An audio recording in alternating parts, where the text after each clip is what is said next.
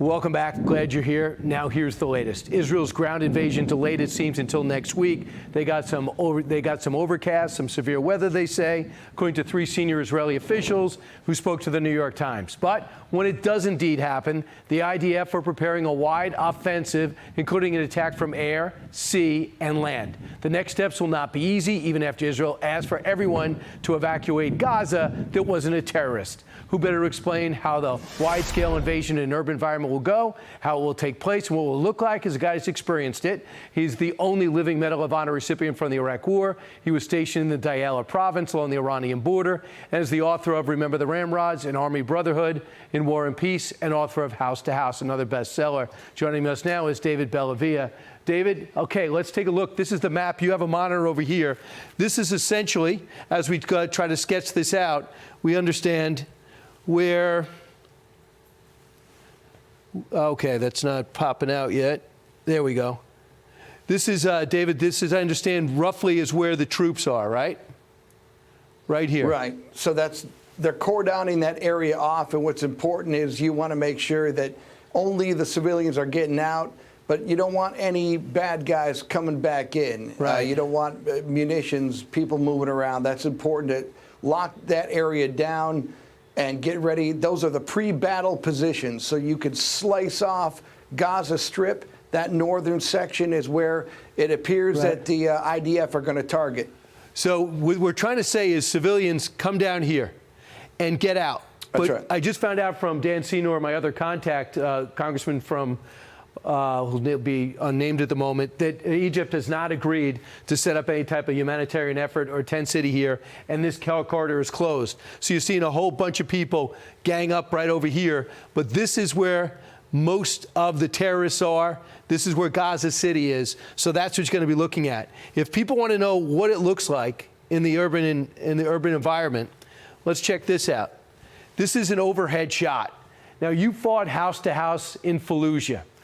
What could you tell people what it's like fighting when these are the open roads, and these are the side roads right through here? How do you fight here? It's so complicated. And by the way, we're looking at that imagery now. Let's say a third of those buildings are gone. Right. You know, we just 30 years ago was Mogadishu, Black Hawk Down, and 97% of those casualties were just getting to the objectives inside of buildings. You think about all that rubble. You got rebar inside of concrete. You've got wires, right?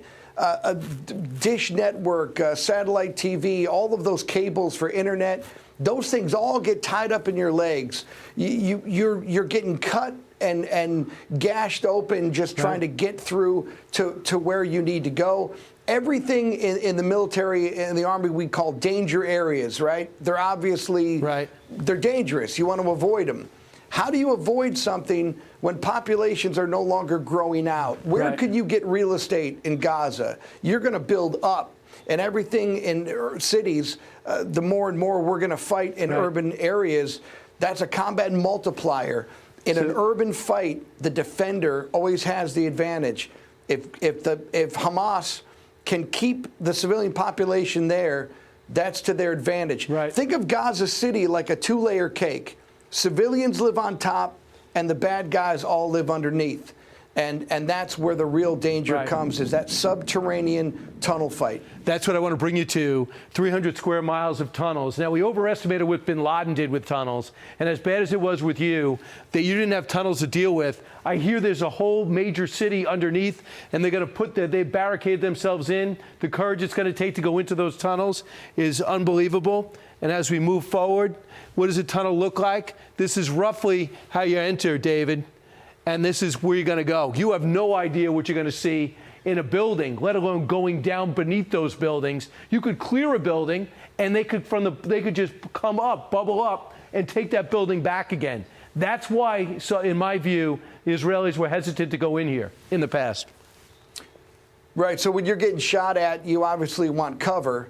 You want to be able to protect yourself from the bullets that are coming at you. When you think of a hallway in an urban environment inside of a building, those hallways, there's nowhere to go. Well, what is a tunnel, essentially? It's a glorified hallway. So now it's going to come down to firepower and fire superiority. And the problem that we've seen in Mariupol, we saw this in the Grozny fight in World War II and in Verdun, is that once you start taking casualties in a confined space, it just throws everything out the window. It's all about your will. It's all about the munitions and ballistics that you use.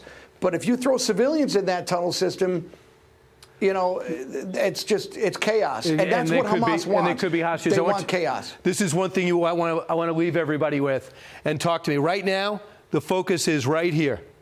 Go get them in Gaza. But if Lebanon, Hezbollah, decides to get in, here comes the fight. Spread them out again. If Iran says, I've seen enough, I'm going to attack, there comes the fight again. And if you see Syria right here, where those clowns are there and we have 10,000 troops, if they start shelling, that's going to be the challenge that the Israelis have to be prepared for. Quick question, are they? Well, look, if you're Hezbollah, you claim 100,000 troops. You've got guided munitions. These are different than the rockets that are being fired from Hamas. These things will lock you down.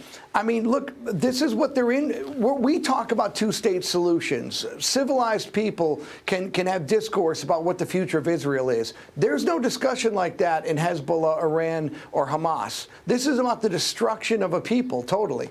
So if Hezbollah has this opportunity, this is what they're on this earth to do, create chaos and destroy the Israeli state.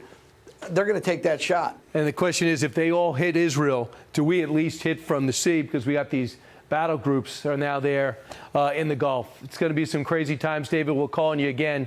Thanks so much for giving us some quality time on a Saturday night from Buffalo. Appreciate it. Thank you. Thank you. Hi, everyone. I'm Brian Kilmeade. I want you to do me a favor. I want you to click to subscribe to the Fox News YouTube page. This is the only way that I know for sure that you're not going to miss any great commentary, any great news bites, any great interviews coming your way on Fox. You can get it all here on YouTube. So subscribe right now.